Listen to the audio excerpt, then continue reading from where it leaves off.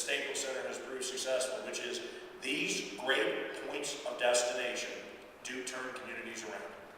So our simple point and our reason for jumping back into this, besides the fact we're absolute crazy lunatics, is because I happen to think that we in California have a decision to make.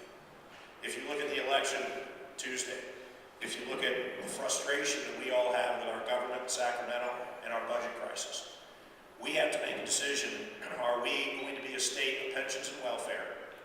Are we going to be a state that once again returns to the golden era of being that shining star that everyone looks at and inspires the rest of the country?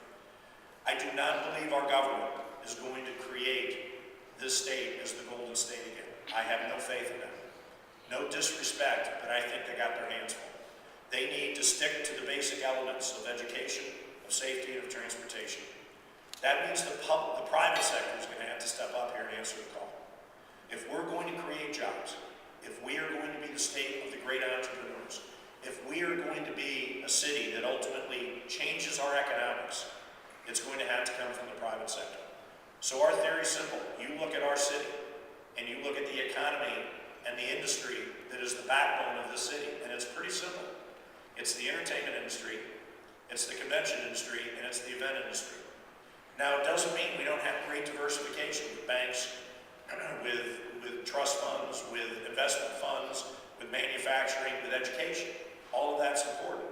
But the number one economic driver in Southern California is tourism. And why not? Look at our weather. We had someone yesterday when we were meeting with the NFL question, well, why do you have to do 3 Super Bowls instead of 2 Super Bowls in 10 years? And I'm looking at him going, have you seen the weather in Detroit? I mean, you should be dying to come to LA. It's 85 degrees, sunny and beautiful today, and it's November. We need to understand and define what it is we do well. And as a community, no one beats us. No one should beat us when it comes to events, tourism, and conventions. And yet, we were 26th behind Omaha up until a year ago. And yet, from a tourism standpoint, we spend less money on tourism. Put it this way, the city of San Diego spends more money in LA on tourism than we spend as a city everywhere. True fact. Now, you look at our industry, and you look at the issues we have as a community. If we're going to create jobs, we better get this one right. So our theory is simple. Don't build it for 10 days a year. Build it for 50 days a year. Design a football stadium that is an event center. Design a football stadium that, when connected to the convention center, we can finally get the convention center right.